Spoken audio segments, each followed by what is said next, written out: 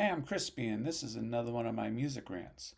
Before I begin, I just want to do a disclaimer, and this is important. You know, I usually don't say too much about people's music choices or other choices in entertainment.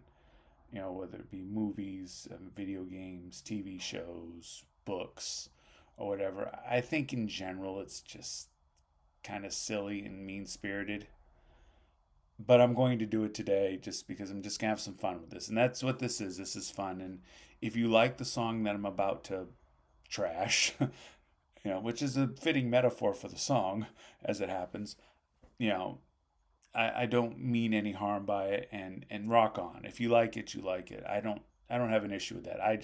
I don't personally like the song, and I'm going to share why. But again, I usually don't do this. I do sometimes do the overrated artist thing, but I mean, yeah, I just think let people enjoy what they want to enjoy. So if you enjoyed this, that's perfectly fine. I do not. But here, and I'll explain why I'm even talking about it. Because I usually don't talk about things I don't like, that I don't listen to, except I do listen to this. So all right. So I was at CR and the presenter of the lesson that night. And by the way, when you present a lesson for Celebrate Recovery, you mostly have to do what it says. There isn't a lot of room to like just kind of do your own thing. They don't give you a topic. Talk about forgiveness for 20 minutes. Boom, it's like it's written dun dun dun dun. You got to get it all in because the lessons build off each other, and people are doing steps based on these lessons. So you really can't improv too much, but they do tell you to make it your own. And the person doing the lesson's a techie guy, so he did a couple little techie videos. One of them was Weird Al, and the other one was a song that that I remember from my annual listening. Literally, I listen to this song once a year. And a familiar refrain, forgive my singing. I mean, this dude is a better singer than me for sure. You can get anything you want at Alice's restaurant. Dun dun dun dun. I was like, oh my goodness. I listen to this song literally once a year, and we all know, if we know the song, it's from 1967, so maybe this is your uncle speaking. So one time a year, Thanksgiving. And the reason I and probably many other people listen to it on Thanksgiving, well, other people probably because they enjoy it for some odd reason. Again, nah, I kid, but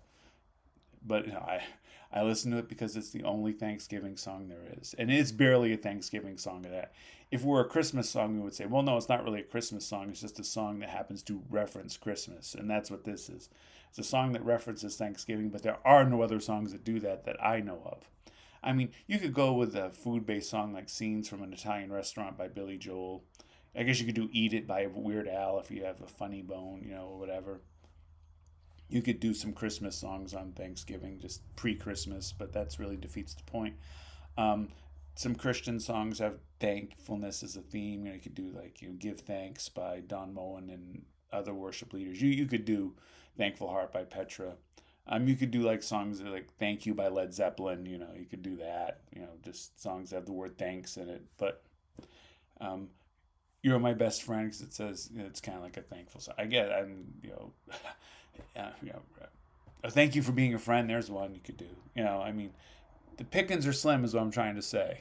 So every year in the morning when I go for my walk, usually I'll put on the earbuds, earphones, whatever I'm wearing at the time, and I will listen to. Let me look this up this time. So I will listen to 18 minutes and 37 seconds of Alice's Restaurant Massacre. See, because even though the song talks about Alice's Restaurant, and the album's named Alice's Restaurant, and it's referred to as Alice's Restaurant, technically the name is Alice's Restaurant Massacre. I think he says massacre. And I only tell you that to give you an example of the type of overindulgence he goes through throughout the song, how he over explains everything as part of a comedic bit, because apparently he doesn't remember who his dad is, which I'll explain in a second. His dad's not Bob Hope. So, and so it's like when they wrote comic books in the 60s, so that you had to remind the 8 to 12-year-olds of the superpower and the effects every time, or maybe for the first time because it's the first one they read. So you had to say, when I use my mind meld, the other person will be susceptible to my suggestions. So you have to think that in their head every time, or just say it to yourself, because otherwise the kids wouldn't know what's going on. Kind of like what Netflix is doing, over explaining now. Well, Guthrie does that. So it's by Arlo Guthrie, by Alice's Restaurant, 18 minutes and 37 seconds. Now, a little bit of background. I didn't do a lot of research, but I happen to know a little bit about this. So Arlo's dad is Woody Guthrie. And Woody Guthrie was a folk singer, American folk singer, late 30s, early 40s. He focused on the Dust Bowl, which is the very unfortunate congruence of a drought in the Midwest, along with the Great Depression, leading to rampant misery. Again, it's a very serious subject, and Woody was rightly very concerned about it. Woody was also a communist, or as he said, communist. And that is an excellent piece of propaganda. I got to give him props on that. Communist. I mean, any political operative would be happy with that bit of that bit of propaganda if they were trying to get a communist elected, call him a communist. So that is brilliant. Props to you, Woody. But he was a communist. Is probably his most famous song is "This Land Is Your Land." You know the one. This land is your land. This land is my land. From California to yeah. And we sang that in school, which goes to show that communist propaganda is not something new in the school system. We actually, I was a teacher. That didn't happen in my school, but I do believe that other places have that sort of propaganda. But anyway, and one of the reasons I say that, just besides the joke and also the very real thing, that we were singing that song when I was like 8 in school, which is a communist manifesto, although a lighthearted one. It's not blunt. It's just kind of, it's not something we're saying, the means of production should be owned by the people doing the producing. It wasn't that sort of blunt, sort of, communist statement, but it is. But anyway, I say that to say this is I actually don't dislike Arlo Guthrie as an artist. I mean, I like the song "City of New Orleans." I will actually intentionally listen to that sometimes. I mean, I actually will go to my music device, whatever I'm using. I will hit or play or however "City of New Orleans" by Arlo Guthrie, because I actually like that song. But I do not like Alice's Restaurant, which begs the question, why do I listen to it once a year? Because it's tradition. So that's Woody, and now we get to Arlo. So Arlo's his son, and he gets into the family business. And so I think this is his first album and his first song. 18 minutes and 37 seconds worth of his first song. I wonder if somebody made a bet with him. I bet you can't write a song that fills a whole album. So, I bet I can. So I'm trying to think. I mean, jazz had some longer songs, but I don't know if too many rock songs at the time or before enough to where he would have listened to it, said, yeah, I think that's a good idea, and then go do his own. I mean, if there's, I know The End by the Doors was 66, and there's a couple others. I know there's, but I don't think there's a lot of songs that were like really long then. And if they were kind of relatively new, so the Guthrie probably created this without having that as kind of something, something to ping off of, I guess. So anyway, so here's the story. And throughout the story, not only does he do the over-explaining, but he also makes a lot of attempts at humor, which again, he doesn't remember who his daddy is. It's Woody Guthrie, who was a folk singer. It wasn't Bob Hope, who was a comedian. Now let Bob Hope do the comedy. Let Arlo Guthrie do the music, because he's not good at comedy, and 18 minutes and 37 seconds are proof that this dude is not very funny. I mean, maybe in 1967 this was all the laughs, but listening to it every year, it's like, oh my goodness. I mean, but anyway.